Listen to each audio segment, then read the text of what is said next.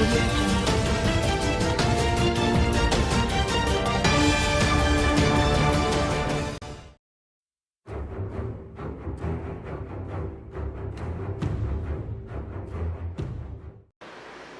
आप देख रहे हैं कबीर न्यूज। मैं हूं आपके साथ नारायणी भट्ट। आज हम आपको बताएंगे देश में बनी सबसे लंबी सड़क के बारे में और जानेंगे यूपी में बनी देश की सबसे लंबी सड़क के बारे में और भी बहुत कुछ। देश की सबसे लंबी सड़क का निर्माण हो चुका है और इस रोड को एलिवेटेड नाम दिया गया है। इस रोड का निर्माण उत्तर प्रदेश के गाजियाबाद शहर में हुआ है।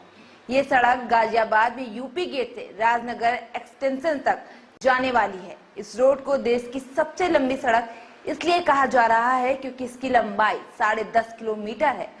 तो वही 10.5 किलोमीटर लंबी यह एलिवेटेड सड़क यूपी गेट से सीधे राजनगर एक्सटेंशन को जोड़ने का काम करेगी, जिसके बाद दिल्ली से मेरठ, मुरादाबाद और मोदी नगर जाने वाले लोगों को काफी आसानी होगी।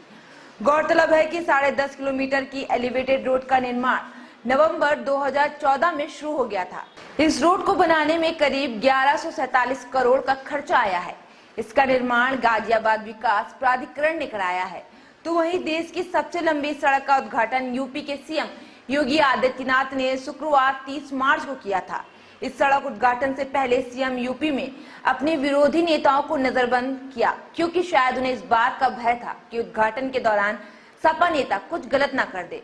इतना ही नहीं, सीएम योगी ने सिर्फ विरोध की आशंका पर प्रदेश की पूर्व महिला आयोग की सदस्य राजदेवी चौधरी के घर के बाहर पुलिस तैनात कर दी और उनको उनके ही घर में नजरबंद कर दिया, क्योंकि ऐसी जानकारी मिली थी कि मुख्यमंत्री के दौरे के दौरान सपा कार्यकर्ताओं द्वारा काले झंडे दिखाए जाने की आशंका है।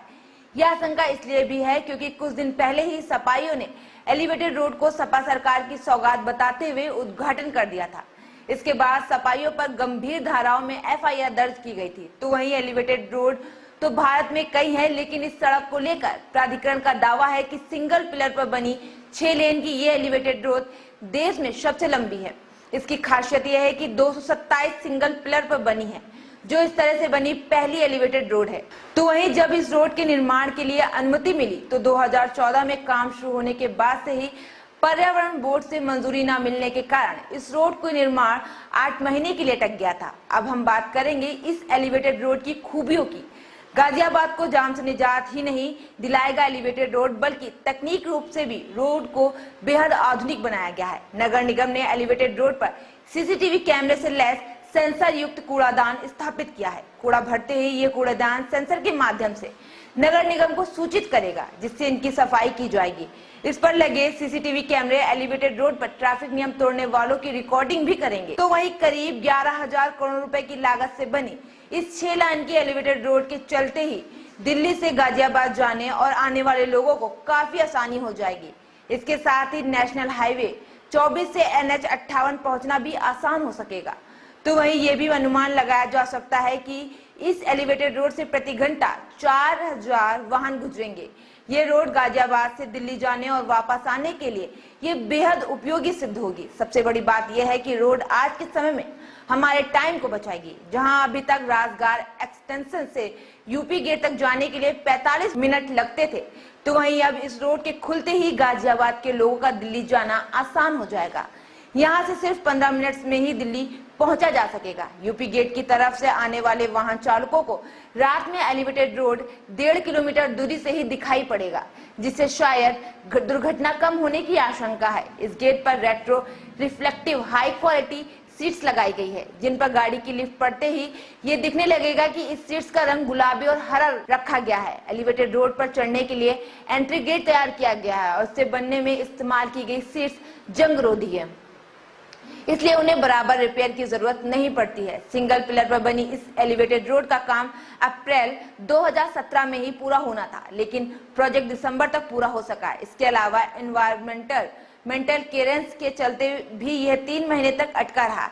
इस एलिवेटेड सड़क पर ट्रक और बस जैसे भारी वाहन नहीं चल सकेंगे।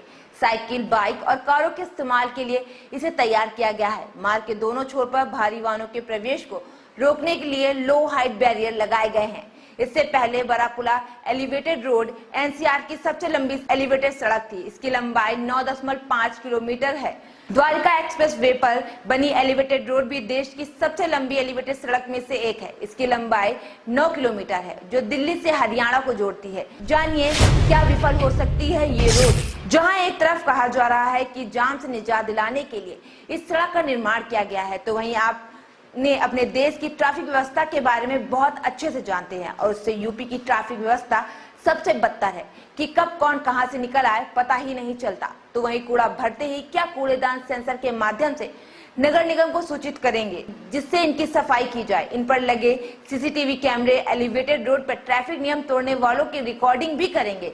इससे पहले भी ऐसी कई नियम सरकार ला चुके हैं जो अक्सर ही विफल रहे हैं। कुछ दिन लगे ये कैमरे खराब होने के बाद दूसरे या फिर इन्हें सही लगाने की नौबत तक नहीं आती है। तो फिर अब देखना होगा इस रूट पर इतना पैसा लगाने के बाद ये नियम व्यवस्था कायम होती है या भंग। यूपी के और सड़कों की हालत तो जहां सरकार ने इतना पैसा लगाकर इन सड़कों का निर्माण कराया है, तो वहीं सरकार से अब ये उम्मीद करी जाएगी जो सड़क खराब पड़ी है उन्हें सही करवाया जाए, ताकि जो लोग वहां से रोजाना आने जाने वाले उन्हें सुविधा हो। सरकार कम से कम उन रोडों को तो सुधरवा ही दे जो पहले से अच्छी थी। उन रोडों को और अच्छी करवाने के नाम पर खोद डाला गया है। कई सालों से वो रोड ही सही नहीं होने का मुंह देख रही हैं। अब तो लोगों के साथ साथ वह सड़कें भी बोने लगी हैं, कोई तो सुधारो, कम से कम जैसे पहले थे वैसे कर दो। हम आपको बता दें कि एक बार खुदाई के बाद इन सड़कों के सुधरने का दिन भी नहीं आता। तो वहीं सड़कों में गड्ढे इतने गहरे हो गए हैं कि आए दिन कोई न कोई इन रोड पर दुर्घटना का शिकार होता रहता है। अब सोचने वाली बात यह है कि जब सरकार इन छोटी मोटी सड़कों को खुद ही खुदवाने के बाद सही नहीं करवा पा रही है, तो वो देश की सबसे बड़ी सड़क जिसका उद्घाटन ही अभी हुआ है, उस पर करीब 11,000 करोड़ का खर्च हुआ है। अगर इस सड़क पर कुछ हो जाता है तो उसके मरम्मत का दिन आएगा या फिर कभी नहीं आएगा। फिलहाल इन सबके बीच सबसे खास बात यह है कि आखिरकार देश की सबसे बड़ी सड़क का निर्माण हो चुका है। फिलहाल हमारी स्पेशल रिपोर्ट में आज के लिए इतना ही। नमस्कार।